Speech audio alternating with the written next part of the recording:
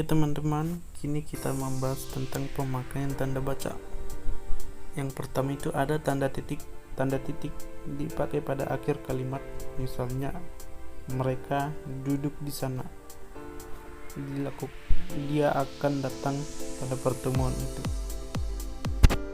Poin keduanya, tanda titik dipakai di belakang angka atau huruf dalam suatu bagan ikhtisar atau daftar.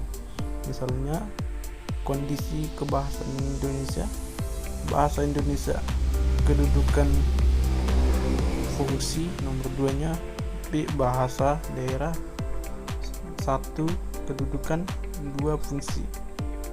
Kan itu ada tanda titik setelah A besar itu kan tanda titik sebagai pernyataan ikhtisarnya bagan atau daftar-daftar yang akan disampaikannya.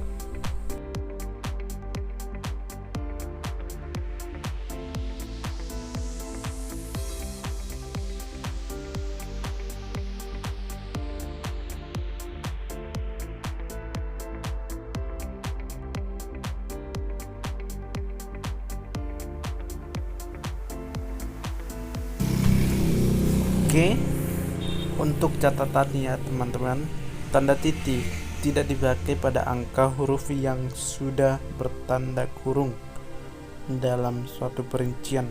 Misalnya, bahasa Indonesia berkedudukan sebagai nomor 1-nya bahasa nasional yang berfungsi antara lain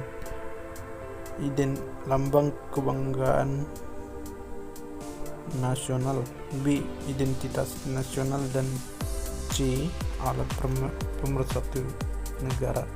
Itu kan nomor 1, tanda tutup kurung itu kan tidak ada titik lagi. Oke, poin berikutnya tanda koma. Tanda koma dipakai di antara unsur-unsur dalam satu perincian atau pembilangan. Misalnya, telepon seluler, komputer, atau internet bukan barang asing lagi. Tanda koma dipakai juga sebelum kata penghubung seperti tetapi, melainkan, sedangkan dalam kalimat majemuk. Untuk tanda koma dipakai untuk memisahkan anak kalimat yang mendahului induk kalimatnya. Misalnya, kalau diundang, saya akan datang, karena baik hati dia mempunyai banyak teman. Agar memiliki wawasan yang luas, kita harus banyak membuka buku. Sebagai catatan teman-teman, tanda koma tidak dipakai jika induk kalimat mendahului anak kalimatnya. Yang keempat, tanda koma dipakai di belakang kata atau ungkapan penghubung antar kalimat seperti oleh karena itu, jadi, dengan demikian, sehubungan dengan itu, dan meskipun demikian. Misalnya, mahasiswa itu rajin dan pandai, oleh karena itu dia memperoleh beasiswa belajar di luar negeri.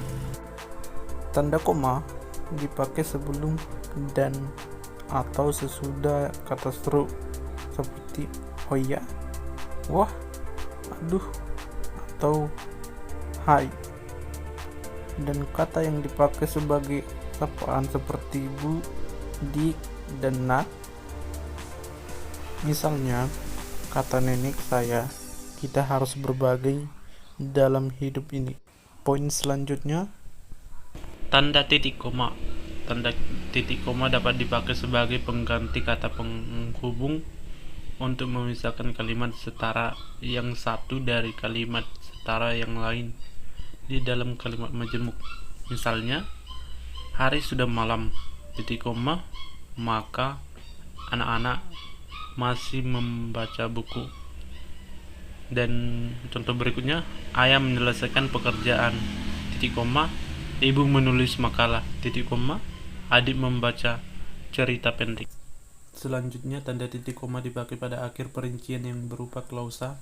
Misalnya, syarat penerimaan pegawai di lembaga ini adalah 1. Berkewarganegaraan Indonesia, titik koma, 2 berijazah sarjana S1, titik koma, 3 berbadan sehat, titik koma, dan bersedia ditempatkan di seluruh wilayah negara Kesatuan Republik Indonesia. Poin selanjutnya, tanda titik 2. Tanda titik 2 dipakai pada akhir suatu pernyataan lengkap yang diikuti perincian atau penjelasan. Misalnya, mereka memerlukan perabot rumah tangga, kursi, meja, lemari. Hanya ada 2 pilihan bagi mereka berjuang kemerdekaan. Titik 2, hidup atau mati. Oke, untuk poin selanjutnya itu kita akan membahas tanda penghubung. Tanda penghubung dipakai untuk menandai bagian kata yang terpenggal oleh pergantian baris. Misalnya di samping cara lama, diterapkan juga cara baru.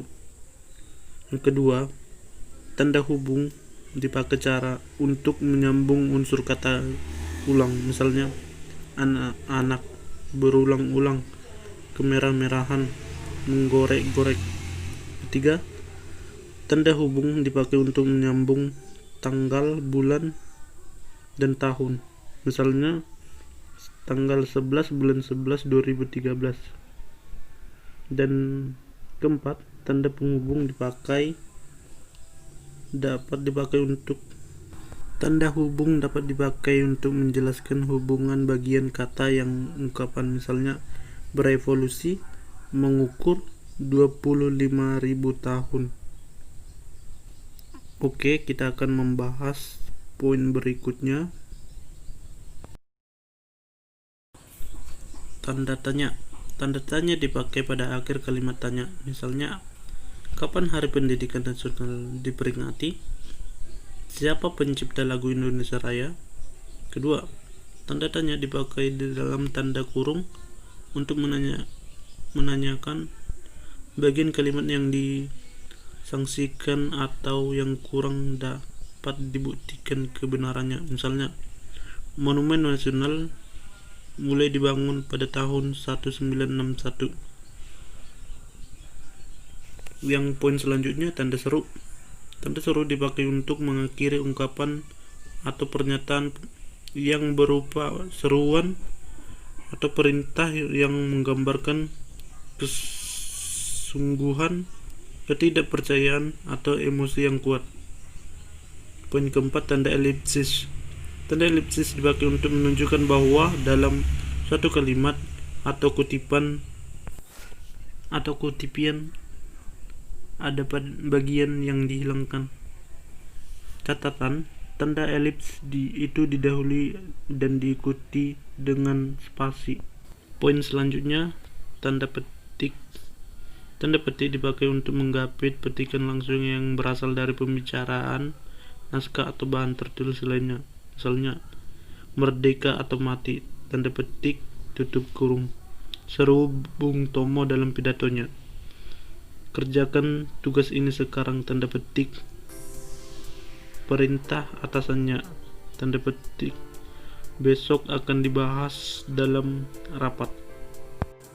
Dan yang kedua, tanda petik dipakai untuk menggapit judul sajak, lagu, film, sinetron, artikel, naskah, atau bab yang dipakai dalam kalimat. Misalnya, sajak pahlawanku, tanda petik, tutup kurung, terdapat pada halaman 125 itu.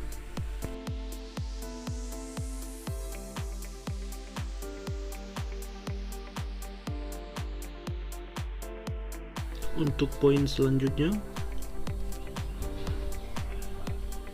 tanda petik tunggal. Tanda petik tunggal dipakai untuk menggapit petikan yang terdapat petikan lain. Misalnya, tanya dia, ku dengar bunyi kring-kring tadi. Ku dengar teriak anak-anakku, ibu bapak pulang. Dan rasa letihku lenyap seketika, ujar Pak Hamdan. 2. Tanda petik tunggal dipakai untuk menggapit makna terjemahan dan penjelasan kata atau ungkapan. Misalnya, tergugat, tanda petik dalam kurung, yang digugat. Poin selanjutnya, tanda kurung. Tanda kurung dipakai untuk mengungkapi tambahan, karangan atau penjelasan, misalnya dia memperpanjang surat izin mengemudi. Poin selanjutnya, tanda kurung.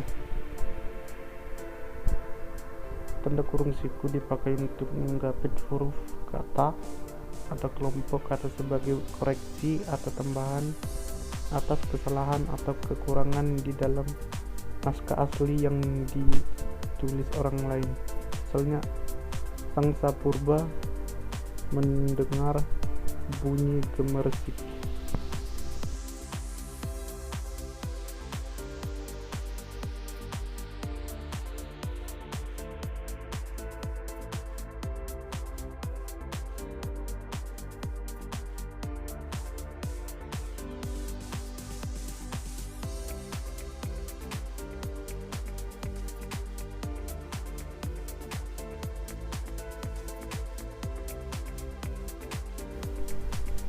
Oke, sekian penjelasan saya, dan jangan lupa ya teman-teman untuk like dan komen, subscribe.